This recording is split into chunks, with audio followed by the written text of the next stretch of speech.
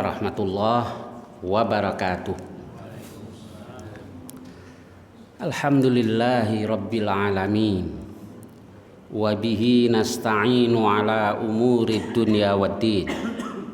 Assalatu wassalamu ala asyrafil anbiya'i wal mursalin Nabiyina Muhammad wa ala alihi wa sahbihi ajma'in, amma ba'd. Kita lanjutkan bab ke-8 dari Kitabul Adab, yaitu babu karahati qaulil musta'dzin ana idza qila man hadza. Bab tentang tidak disukai orang yang minta izin, orang yang ucapkan salam, minta izin mau bertamu, mengatakan aku.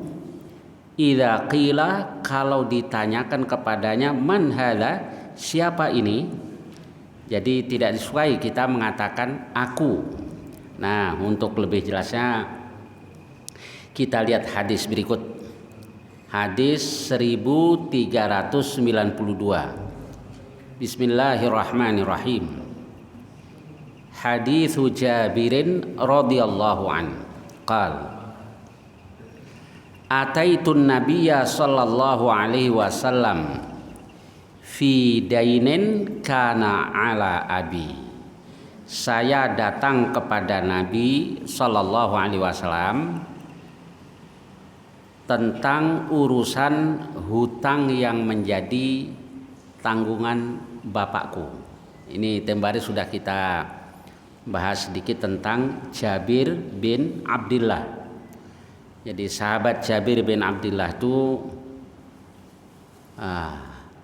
ketika dalam perang Uhud, ayahnya Abdullah berpesan, wahai Jabir, yang menjadi kesedihanku, kecemasanku adalah soal hutang dan juga adik-adikmu, saudara-saudara perempuanmu. Maka dia pesan, satu, bayarkan hutangku.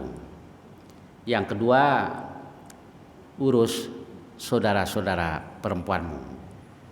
Saya mengira, jadi berfirasat, kalau saya orang yang pertama mati terbunuh dalam perang ini, yakni perang Uhud.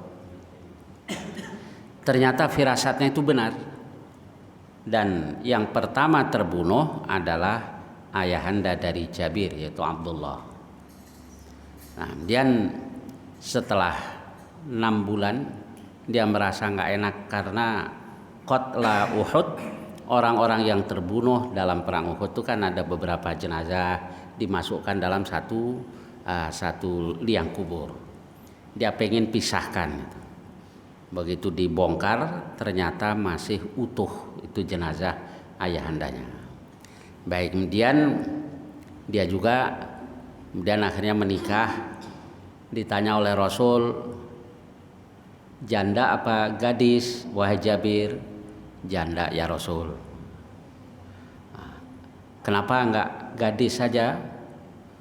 Tula'ibuha wa tula'ibuk. Engkau bisa bercandaria dengannya, dia juga bisa bercandaria, bercumburia denganmu. Kata Jabir, ya Rasulullah, kalau saya nikah dengan gadis sama juga dong dengan adik-adik saya. Maksudnya begini, adik-adiknya masih kecil-kecil perempuan. Kalau gadis ntar nggak bisa dong ngurus adik-adik saya. Jadi dia rela nikah dengan janda karena biar ada yang mengurus adik-adik perempuannya dan juga yang menyisir rambutnya dan seterusnya. Nah, itu alasan Jabir kenapa nikah dengan janda. Jadi ini ya, apa yang lagi rame sekarang? Kuda yang mana? Jabir dulu ternyata pilih janda karena biar mengurus adik-adiknya.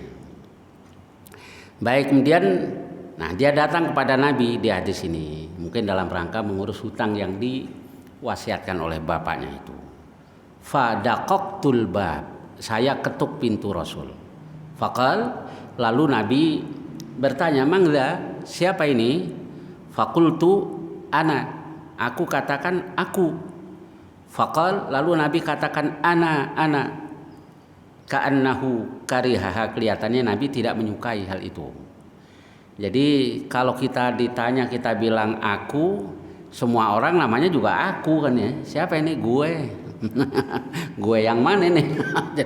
jadi berarti tidak disukai kalau kita mengatakan begitu. Siapa? Ya sebut namanya. Kalau namanya Ahmad ya anak Ahmad, atau pakai kunyah, bapaknya si fulan, Abu Fulanah. Nah itu nggak apa-apa. Baik, kita lanjutkan hadis yang ke-9. Babu tahrimin nazar fi baiti ghairi. Bab tentang haramnya melihat ke dalam rumah orang lain kalau belum diizinkan. Jadi kita sudah minta izin, kalau sudah dibolehkan masuk ya baru boleh masuk. Kan assalamualaikum, adkhul, bolehkah saya masuk? Silakan. Nah, saya boleh masuk ya baru boleh. Nggak kayak ini film barat ya. Anybody at home? Toto masuk aja, nggak ada orang, ini dilarang. Dan larangannya keras. Apa rahasianya di balik hukum Allah tadi? Kok dilarang keras? Karena bisa jadi sahibul bait lagi tidak berkenan menerima tamu dan tidak senang dilihat orang. Maka kalau sudah diizinkan silakan masuk, itu baru boleh kita masuk. Jadi tahrimin nazar fi baiti ghairi. Ya Allah, hanya Islam ya yang mengatur sampai urusan kecil-kecil seperti ini, dan kecil tapi penting. Penting itu bisa menyangkut rambu-rambu yang nggak boleh dilanggar, yang menyangkut hubungan sesama muslim atau sesama manusia gitu. Baik, kita lihat hadisnya. Hadis Sahli bin Sa'din As-Sa'idi anna rajulan ittala'a min hujrin fi babi Rasulillah sallallahu alaihi wasallam, bahwa ada seorang lelaki melihat dari lobang yang di pintu Rasulullah sallallahu alaihi wasallam. Wa ma'a Rasulillah sallallahu alaihi wasallam midran yahukku bihi ra'sah. Nabi membawa midran itu sejenis kayak sisir gitu, buat menggaruk kepalanya.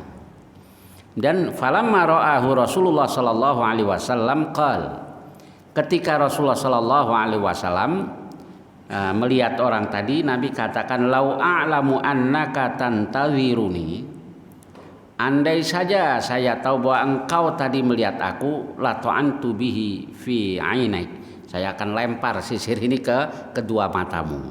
Enggak sih, Nabi enggak lakukan itu, cuma Nabi ancam dengan kata-kata tadi. Ini menunjukkan bahwa dilarang keras kita melihat ke dalam rumah seseorang kalau belum diizinkan. Hadis berikutnya isinya sama. Hadis Anas bin Malik radhiyallahu anhu, anna rajulan ittala'a fi ba'di hujarin Nabi sallallahu alaihi wasallam, bahwa ada seseorang melihat ke sebagian kamar Nabi atau ke ruangan Nabi. Faqama ilaihin Nabiyyu sallallahu alaihi wasallam bimishqas au bimasyakis, lalu Nabi berdiri dengan membawa tadi itu sisir tadi. Kemudian setelah itu Nabi katakan, faka'anni anzuru ilaihi yakhtilur rajul liyat'una, seolah aku masih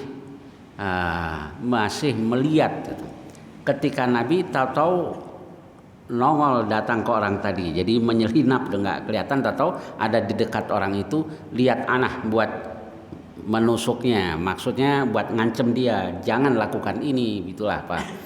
Baik, kemudian berikutnya hadis Abi Hurairah radhiyallahu anhu sami'a Rasulullah sallallahu alaihi wasallam yaqul, bahwa dia dengar Rasul bersabda, lawit tal'a fi baitika ahad, kalau ada seseorang melihat ke dalam rumahmu, falam ta'zanlah, lalu engkau tidak izinkan, khadzaftahu bihasatin, engkau boleh lempar dengan kerikil. Fa qafa'ta 'ainah, maka alika min junah. Lalu engkau butakan atau melukai matanya, maka engkau tidak berdosa.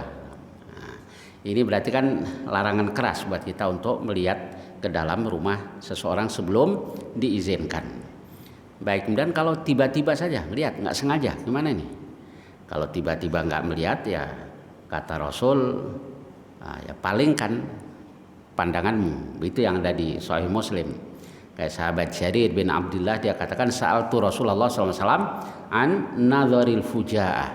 Saya bertanya kepada Rasul tentang melihatnya, baik melihat ke dalam rumah orang atau melihat wanita yang bukan zatu mahramnya. Tiba-tiba melihat, ya fa'amaroni, lalu Rasul perintahkan aku an asrifa basari, untuk memalingkan penglihatanku. Jadi kalau tiba-tiba melihat, ya dipalingkan. Ya kan baru ngelihat pertama kali, tapi dipelototin terus, dipanteng. ya nggak boleh. Hadis ini hadis sahih riwayat Muslim. Baik, sampai di sini selesai tentang Kitabul Adab. Kita lanjutkan tentang salam. Kitabus salam. Babu yusallimur rakib alal mashi wal qalil alal kathir. Baik, tentang mengucapkan salam ini sudah sering kita bahas. Di antaranya Nabi SAW katakan bahwa hakul muslim alal muslim situn, di satu riwayat begitu. Kewajiban seorang muslim terhadap muslim lain itu ada 6. Salah satunya adalah idza laqitahu fasallim alaih. Kalau engkau berjumpa dengan saudaramu, maka ucapkan salam kepadanya. Baik, sekarang bagaimana urut-urutannya untuk memberikan salam tadi? Nah, ini yang dibahas di bab-bab ini. Yang pertama, orang yang berkendaraan itu yang lebih wajib untuk ucapkan salam kepada yang berjalan, yang sedikit kepada yang banyak. Jadi ada 3 orang bertemu dengan satu rombongan 10 orang, yang lebih wajib mengucapkan salam yang sedikit tadi. Lalu apa semuanya harus ucapkan salam? Enggak. Di satu riwayat Nabi SAW katakan bahwa cukup mencukupi kamu apabila yang bersalam itu salah satu saja. Jadi salah satu mewakili itu sudah cukup. Baik, kita lihat hadisnya. Hadis Abi Hurairah radhiyallahu anhu qala Rasulullah sallallahu alaihi wasallam yusallimur rakibu alal mashi. Yang berkendaraan ucapkan salam kepada yang berjalan kaki. Wal mashi, dan yang berjalan alal qaidi, ucapkan salam kepada yang duduk. Wal qalilu alal katsir, yang sedikit kepada yang banyak. Di riwayat lain ada tambahnya yang as-saghir alal kabir itu. Yang kecil, yang lebih muda, lebih wajib ucapkan salam kepada yang lebih tua. Tapi bukan berarti tidak boleh yang tua ucapkan salam, tapi yang lebih wajib adalah yang muda. Hadis berikutnya, babu min haqqil muslim lil muslim raddus salam. Bab di antara hak. Jadi kalau kita bicara hak, kadang-kadang yang dimaksud dengan kata hak itu kewajiban. Kalau dalam bahasa Arab, dalam bahasa hakun kadang-kadang artinya kewajiban, kadang-kadang ketentuan, kadang-kadang ya hak seperti dalam bahasa Indonesia ada hak milik, hak ini, hak itu, dan seterusnya. Baik, yang ada di hadis ini, hak di sini maksudnya kewajiban. An Abi Hurairah radhiyallahu anhu sami'tu Rasulullah sallallahu alaihi wasallam yaqul haqqul muslim 'alal muslim khamsun. Adalah situn, ada khamsun, ya tidak bertentangan, saling melengkapi saja. Ada 5 kewajiban seorang muslim terhadap muslim yang lain. Raddus salam, menjawab salam. Jadi wajib menjawab salam. Orang salam nggak dijawab dosa. Kayak orang yang lagi tidak tegur sapa. Kata Rasul, la yahillu li muslim ayyahjura akhah fauqa thalathi layal. Tidak halal buat seorang muslim mendiamkan, tidak tegur saudaranya lebih dari 3 malam. Tuh, ngambek, marah, ya wajar lah. Tetapi nggak boleh juga sampai lebih dari 3 hari 3 malam tidak ucapkan salam. Yaltaqiyan, keduanya bertemu. Fayu'ridu hadza wa yu'ridu hadza, yang ini berpaling, yang ini berpaling. Jadi nggak mau tegur sapa. Nah, bagaimana kalau terjadi seperti ini? Kalau terjadi seperti ini, yang dibahas yang salah. Nggak selesai-selesai kalau bicara siapa yang salah. Yang terbaik, kata Rasul. Fa khairum minhuma may yabda'u bis salam. Yang lebih baik dari keduanya adalah yang memulai dengan salam. Kalau ini salam, ini wajib jawab. Nah, yang sering terjadi nggak begitu ya? Susah didamaikan tuh. Kenapa? Masing-masing merasa paling benar. Coba kalau cari yang lebih baik kayak tadi, yang lebih dulu ucapkan salam. Kakak beradik. Nah, yang lebih tua biasanya nggak mau negur duluan. Dia dong, suruh datang kemari. Gua kan tuaan. Nah, yang muda begitu juga. Dia dong yang tua, kasih contoh. Tua nggak bisa dijadikan teladan. Nggak selesai ini sampai kapanpun. Sebab kalau bicara tentang perselisihan, belum tentu orang yang merasa dizalimi itu benar-benar dizalimi. Kadang-kadang dia yang zalim, dan dia nggak boleh kita nggak boleh buru-buru percaya begitu saja. Kayak di zaman Nabi ada orang yang katakan, ya Rasulullah, saudara-saudara saya jahatlah gampangnya sama saya. Saya berbuat baik, mereka berbuat buruk. Saya jalin silaturahim, mereka putuskan. Apa jawaban Rasul? Bukan, oh begitu. Kalau kita kan gitu ya, nggak sangka ya kan, oh Ustaz saudara lo kenapa begitu? Nah biasanya begitu, langsung kita. Nah, lalu Nabi tidak. In kunta kama qulta, kalau engkau benar seperti yang kau katakan, maka yang kau berikan kepada saudaramu itu bagaikan bara api. Faka'an nama tusifuhumul malal.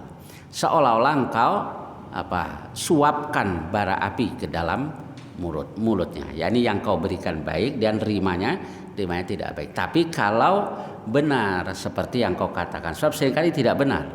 Saya punya saudara jahat semuanya, mendingan orang lain jadi saudara orang lain jadi musuh. Kadang-kadang biang keroknya dia itu.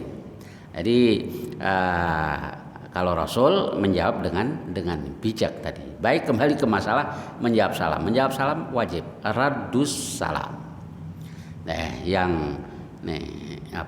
Ucapkan salam itu juga diperintahkan, menjawab salam juga diperintahkan. Bahkan tempo hari sudah kita bahas kalau Ibnu Umar masuk pasar cuma pengen ucapkan salam.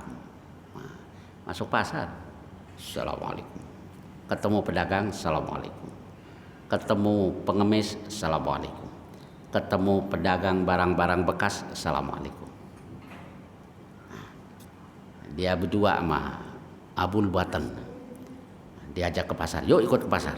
Nggak tahu di pasar nggak beli apa-apa, begitu doang. Pulang. Besok datang lagi Abul Batan. Ayo ke pasar? Enggak.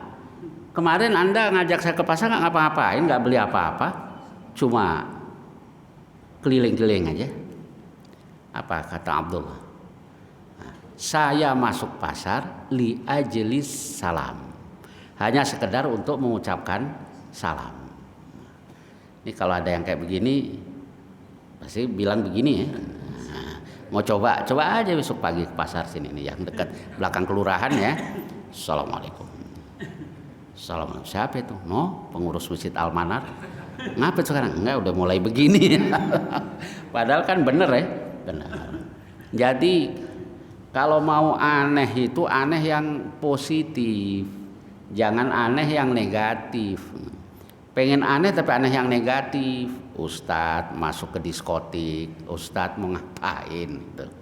Emang dia udah merasa tebal imannya kayak tadi itu. Begitu ngelihat paha langsung begini bisa.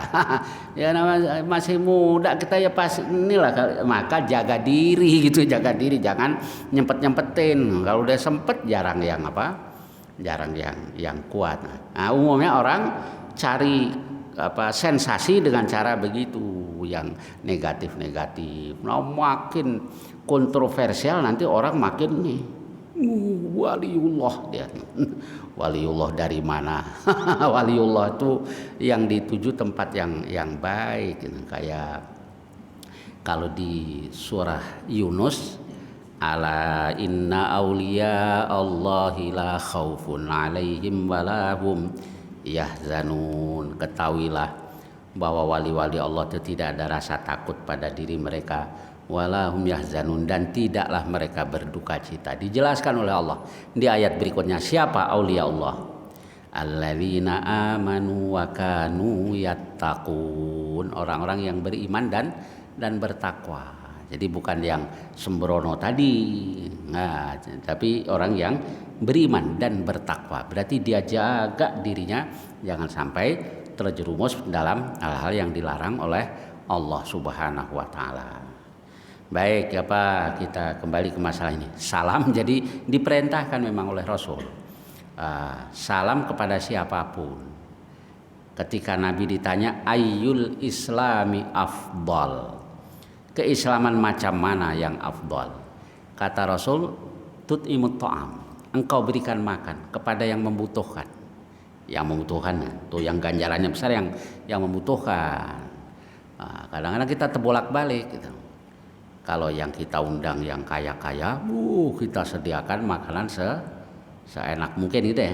Gilingan dia miskin-miskin, ya nasi pakai ikan asin mas sambal juga udah pada girang gitu. Jadi terbalik, padahal yang ganjarannya besar yang ngasih yang fukara, ngasih yang masakin.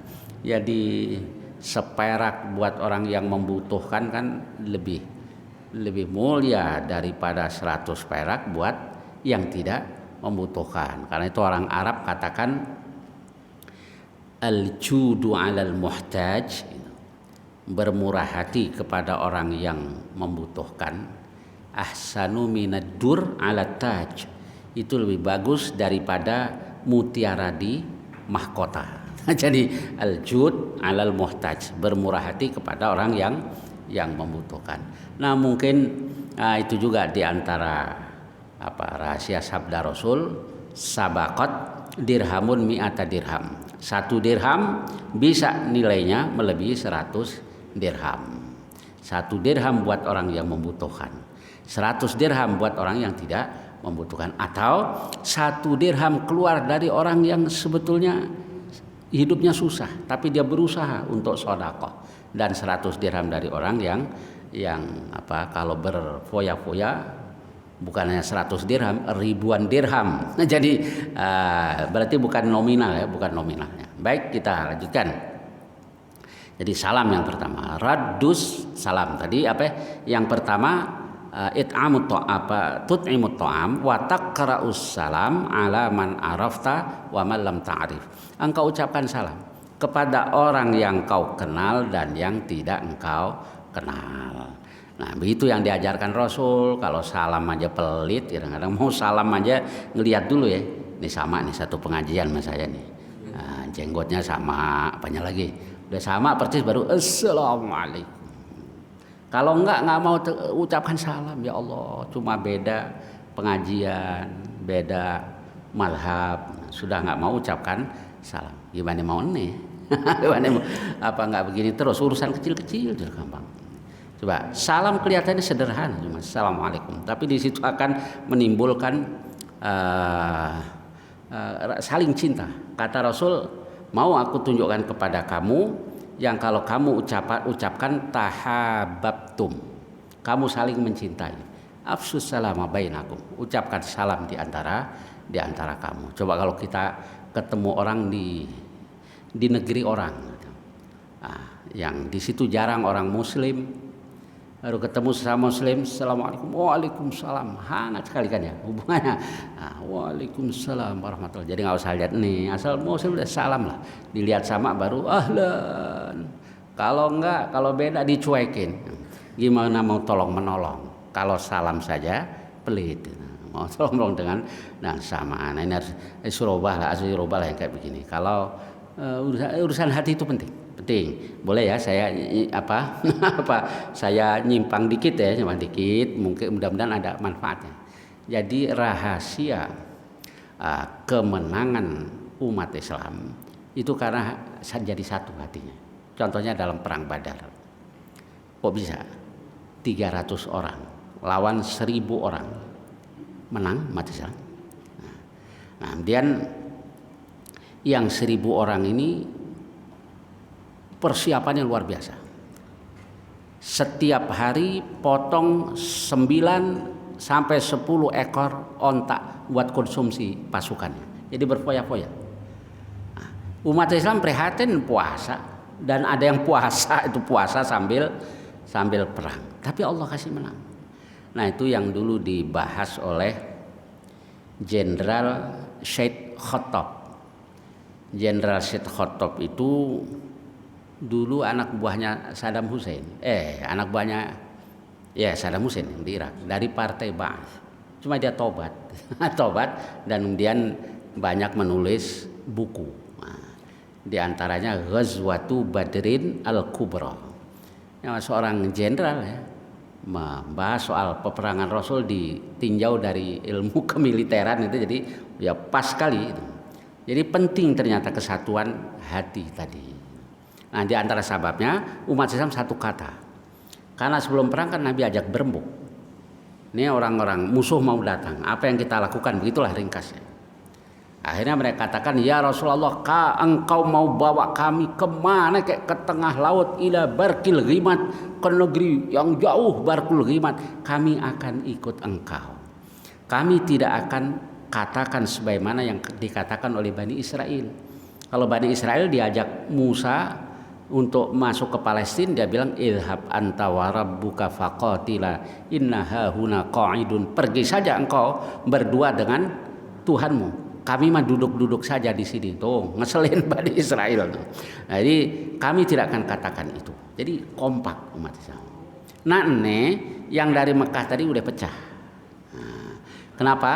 Karena Abu Jahal yang mengobarkan perang Badar. Abu Sufyan katakan sudahlah, nggak usah perang. Orang Muhammad dan pengikutnya sudah kembali ke Madinah ini. Nah, di situ sudah pecah. Ada yang pro Abu Sufyan, ada yang pro Abu Jahal dan ikut berangkat perang. Jadi kelihatannya sepele itu urusan hati, tapi menentukan. Perang Uhud jumlah umat Islam banyak. Sababnya banyak lah, kalau kita lihat sabab kekalahan kemenangan itu banyak. Salah satunya umat Islam sudah pecah hatinya. Kan diprovokasi oleh Abdullah bin Ubay bin Salul yang sepertiga pulang. Ya kalah akhirnya dalam perang Uhud. Di samping masih banyak sabab-sabab yang lain. Perang Ahzab, Khandaq yang dulu sudah kita kaji di bab-bab sebelumnya. Siapa yang bikin hati mereka pecah? Nuaim yang dia sendiri dari kabilahnya, dia katanya, ya Rasulullah, saya sudah masuk Islam, kaum saya tidak tahu, suruh saya lakukan. Sudah, apa yang bisa kau lakukan? Engkau sendiri. Nabi katakan, ya sudah, lakukan. Al-harbu khada'ah, perang adalah tipuan. Nah, itu ternyata di akhirnya hati orang-orang musyrik pecah. Nah, itu juga jadi satu penyebab kekalahan. Baik, jadi kalau salam saja pelit, gimana hati kita mau nih ya?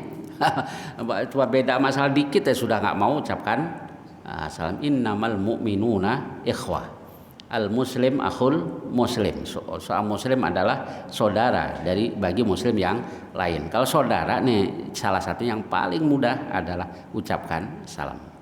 Dan wa'iyadatul marid, menjenguk orang yang sakit. Di salah satu hadis qudsi Allah SWT katakan, jadi Rasulullah SAW katakan bahwa di akhirat nanti Allah tanya seorang hamba, wahai hambaku, aku sakit, kenapa engkau tidak menjengukku? Bagaimana aku menjenguk engkau ya Allah? Wa anta rabbul alamin, sedangkan engkau adalah Tuhan semesta alam.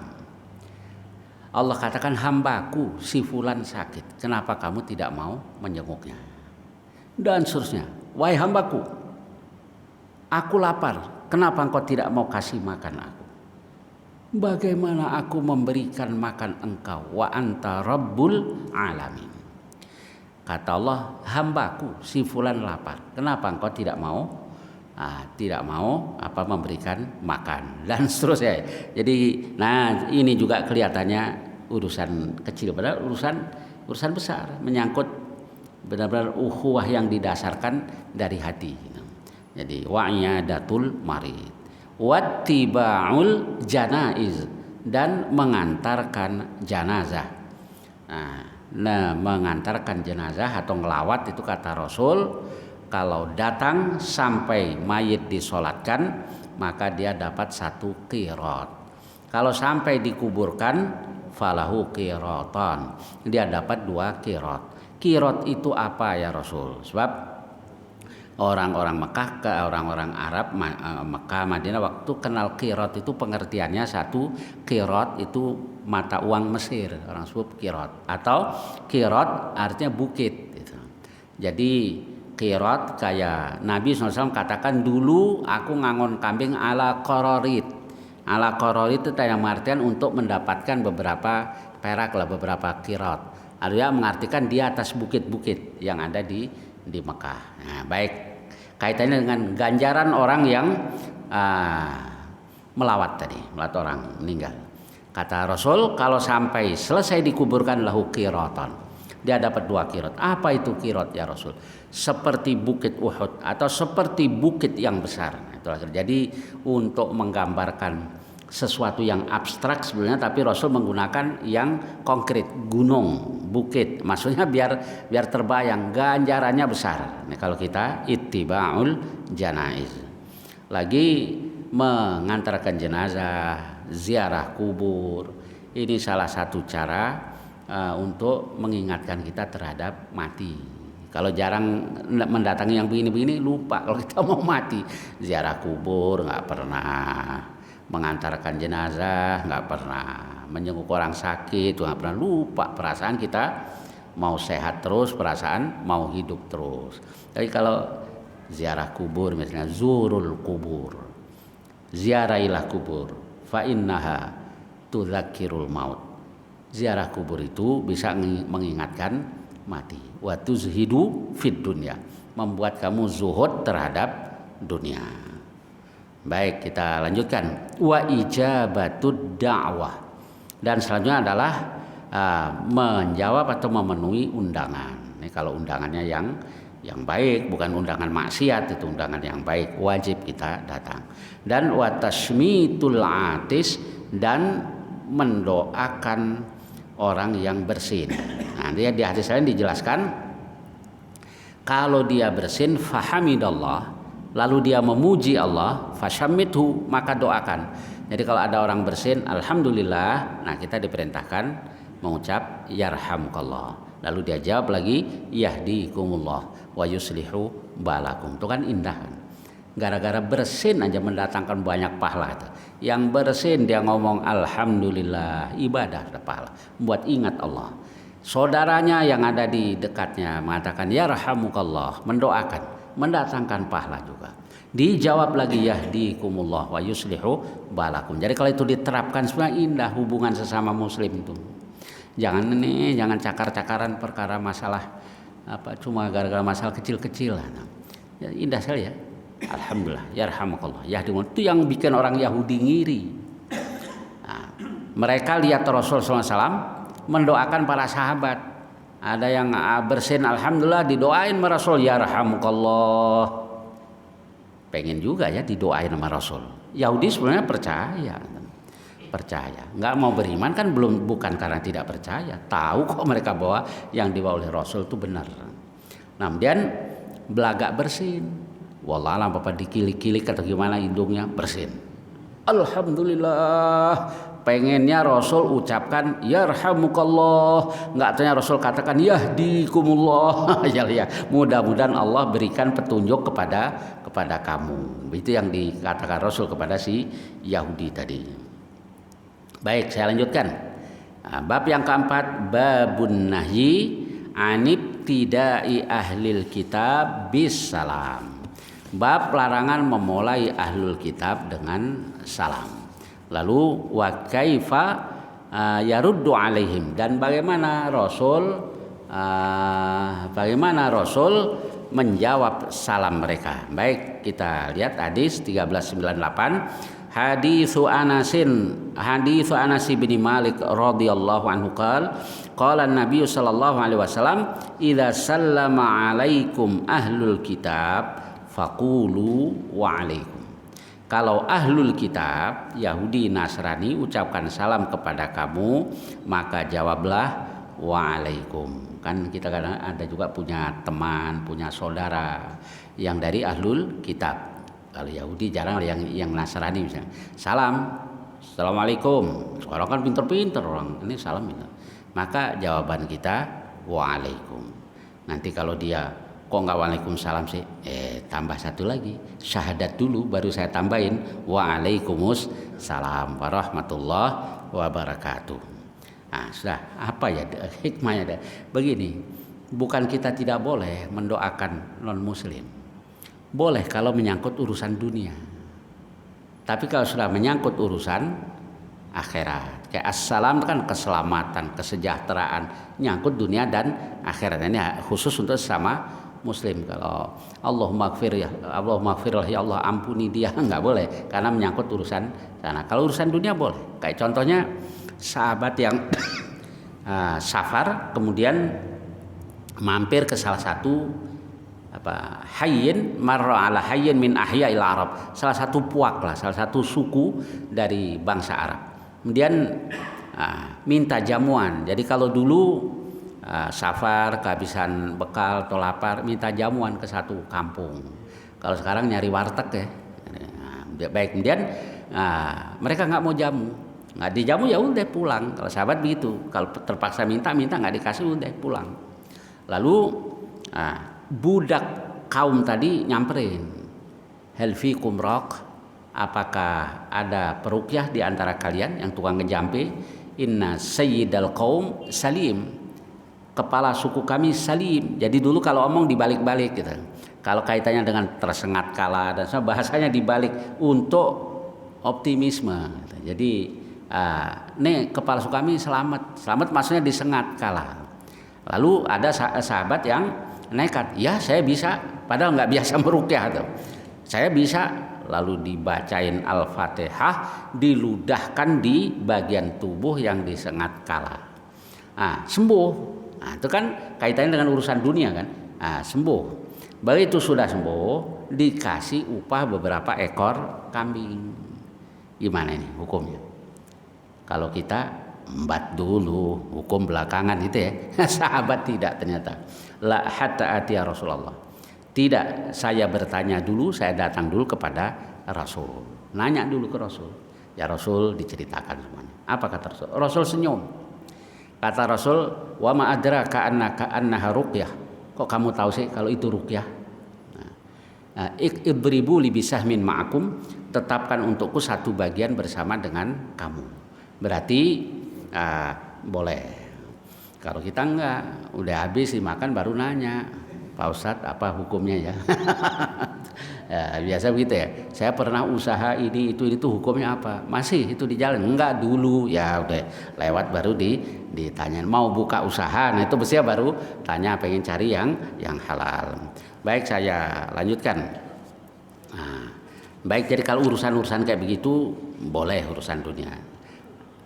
Baik, saya kira hadis sampai sini ya. Waktunya sudah ini 1398. Insyaallah yang akan datang kita lanjutkan hadis-hadis berikutnya. Barangkali ada pertanyaan-pertanyaan tentang hadis-hadis yang kita bahas tadi atau lainnya yang saya bisa, silakan. Tafadhol.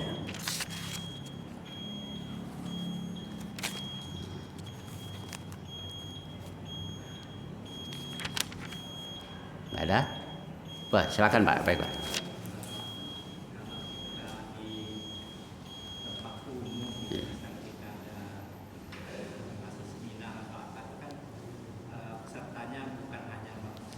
Baik. Hukumnya gimana itu ya? Ya baik. Kalau di satu perkumpulan di situ ada muslim, ada non muslim, bahkan ada munafik, boleh kita ucapkan salam. Tapi nawaitunya kan.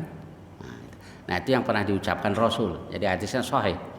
Rasul datang ke Madinah, di situ ada mukmin, ada kafir, ada juga munafik. Dan Nabi ucapkan salam. Jadi kalau campur kayak begitu salam. Tapi salamnya udah satu aja. Assalamualaikum warahmatullahi wabarakatuh. Dia nggak usah ditambah yang lain-lain. yang dari Islam aja. Tersalum lagi ya. Salum. Ya udah biarin aja orang salam, tapi kita Assalamualaikum warahmatullahi wabarakatuh. Ya, silakan ada lagi. Nggak, karena begini, kadang kita ikut-ikutan nggak tahu artinya kan. Ternyata yang punya orang lain itu isinya belum tentu salam. Kayak assalamualaikum kan salam sih, mendoakan ini. Salam sejahtera, mendoakan kan. Karena yang lain belum tentu. Maka kita tahu artinya.